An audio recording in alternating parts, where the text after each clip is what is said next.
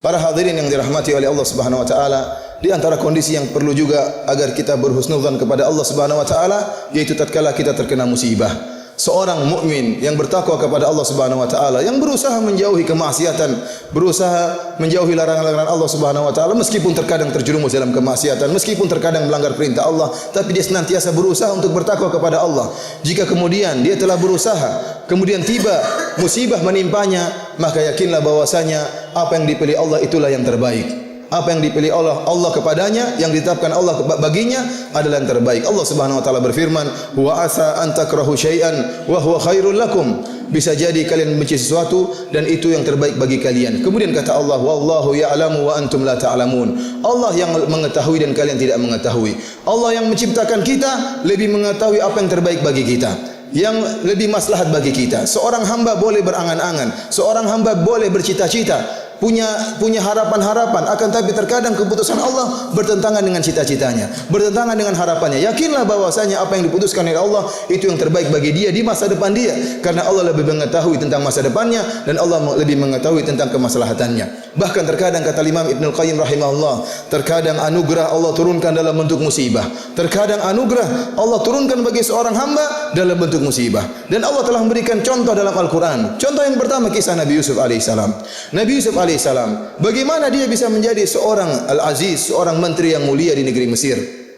Setelah melalui berbagai macam musibah, ternyata musibah-musibah yang datang beruntun tersebut merupakan anugerah dari Allah Subhanahu wa taala sehingga dia bisa menjadi seorang menteri.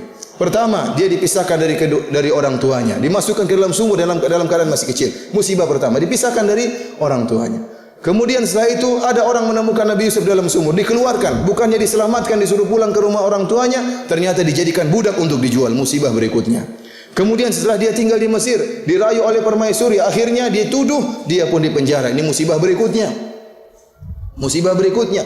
Kemudian tatkala beliau di penjara, datang dua orang minta untuk ditafsirkan mimpinya. Kemudian salah satunya ditafsirkan akan dibunuh, salah satunya ditafsirkan oleh Nabi Yusuf akan selamat. Allah Subhanahu wa taala berfirman, "Wa qala lil ladzi dhanna annahu najim minhuma udhkurni 'inda rabbik." Kemudian Nabi Yusuf berkata kepada salah seorang yang akan diselamatkan dan akan kerja pada tuannya, pada sang raja, maka Nabi Yusuf berkata, "Udhkurni 'inda rabbik." Tolong sebut-sebutkan aku di sisi Rabbmu, di sisi rajamu. Maksud Nabi Yusuf apa? Semoga tatkala orang ini menyebutkan kebaikan-kebaikan Nabi Yusuf, maka sang raja akan membebaskan Nabi Yusuf dan dikembalikan ke rumah orang tuanya. Ternyata apa kata Allah Subhanahu wa taala? Fa ansahu syaitanu dzikra rabbih falabitha fis sijni bid'a sinin. Akhirnya orang ini pun lupa untuk menceritakan kebaikan Nabi Yusuf. Bertambah lagi musibah Nabi Yusuf, ditambah lagi penjaranya bertahun-tahun. Ternyata Allah Subhanahu wa taala menghendaki kebaikan. Allah menghendaki Nabi Yusuf menafsirkan mimpi sang raja. Sampai akhirnya Nabi Yusuf di penjara bertahun-tahun, bertambah lagi waktu penjara sampai sang raja yang bermimpi, "Inni ara sab'a baqaratin simanin ya'kuluhunna sab'un ijaf wa sab'a subulatin khudrin wa ukhra yabisat."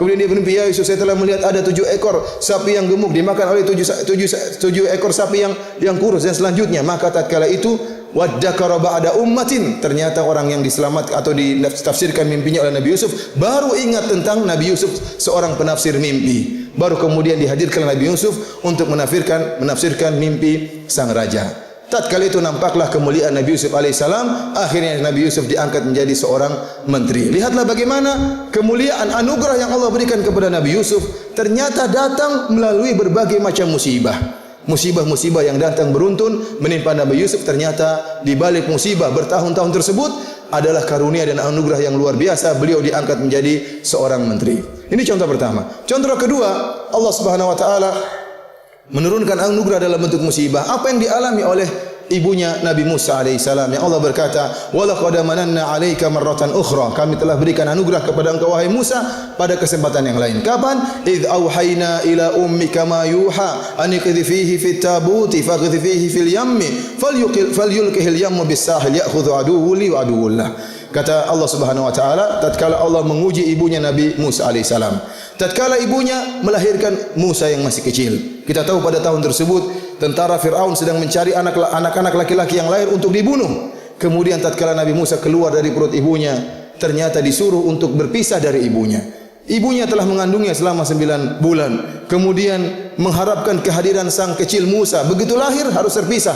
Kata Allah, masukkanlah ke dalam keranjang. Maka dimasukkan dalam keranjang. Kemudian dilepaskan di sungai Nil, sungai yang begitu besar, yang ada gelombangnya, mungkin ada buayanya. Namun dia bertawakal kepada Allah Subhanahu wa taala. Setelah dia mengerjakan itu semua, urusan selanjutnya urusan Allah Subhanahu wa taala. Allah yang mengatur apa yang terjadi dengan si kecil Musa alaihissalam.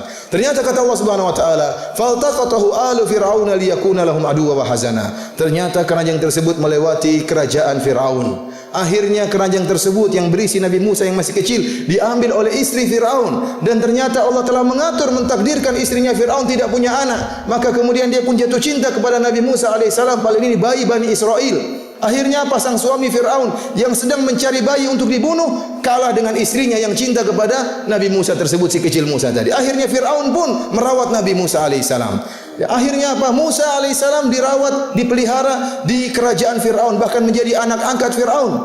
Akhirnya apa? Begitu Nabi Musa dirawat di kerajaan Firaun, maka Firaun sibuk mencarikan wanita yang bisa menyusui si kecil Musa. Ternyata tidak ada yang mau. Yang Nabi Musa mau menerima susuannya hanyalah ibu aslinya. Kata Allah Subhanahu wa taala, "Faraja'naka ila ummika kay taqarra 'ainuha wa la tahzan." Kami pun kembalikan engkau hai Musa kepada ibumu agar dia senang dan tidak bersedih. Subhanallah, akhirnya ibunya Nabi Musa dipindahkan tinggal di kerajaan Firaun untuk menyusui anaknya sendiri, bahkan digaji oleh Firaun. Ini semua adalah anugerah yang datang dalam bentuk musibah. Kalau seandainya ibunya kemudian menahan Nabi Musa, maka Nabi Musa akan tinggal selamat dari kejaran Firaun, maka dia akan tinggal di kampung Bani Israel yang merupakan kampung yang ditindas, kampung yang miskin. Tetapi Allah menghendaki musibah datang kepada ibunya, sehingga akhirnya Nabi Musa dipelihara di kerajaan Firaun dengan penuh ketenangan. Bahkan sang ibu pun tinggal di tempat tersebut dengan penuh ketenangan, bahkan digaji oleh Firaun. Oleh karenanya para hadirin yang dirahmati oleh Allah Subhanahu wa taala, jika kita didatangkan musibah oleh Allah Subhanahu wa taala, maka bersabarlah dan berhusnudzon kepada Allah Subhanahu wa taala bahwasanya di balik segala musibah pasti ada kebaikan, ada hikmah yang terkadang kita ketahui dan terkadang tidak kita ketahui. Inna Allaha malaikatahu yusalluna 'alan nabi ya ayyuhalladzina amanu sallu 'alaihi wa sallimu taslima. Allahumma ighfiril muslimina wal muslimat wal mu'minina wal mu'minat al ahya'i minhum wal amwat innaka samiyyun qaribun mujibud da'wat ya qadhiyal hajat. Allahumma ati nufusana taqwaha wa zakkiha anta khairu man zakkaha anta waliyuha maulaha. Allahumma rabbana atina fid dunya hasanah wa fil akhirati hasanah wa qina adzaban nar. Allahumma inna nas'aluka hubbak wa hubba man yuhibbuk wa hubba kulli amalin yuqarribuna ila hubbik. Allahumma inna nas'aluka fi'lal khairat wa tarkal munkarat wa hubbal masakin wa an taghfir lana wa tarhamana wa idza aradta bi ibadika fitnatan faqbidna ilaika minha ghairu maftunin. Rabbana atina fid dunya hasanah wa fil akhirati hasanah wa qina adzaban nar wa aqimus salah.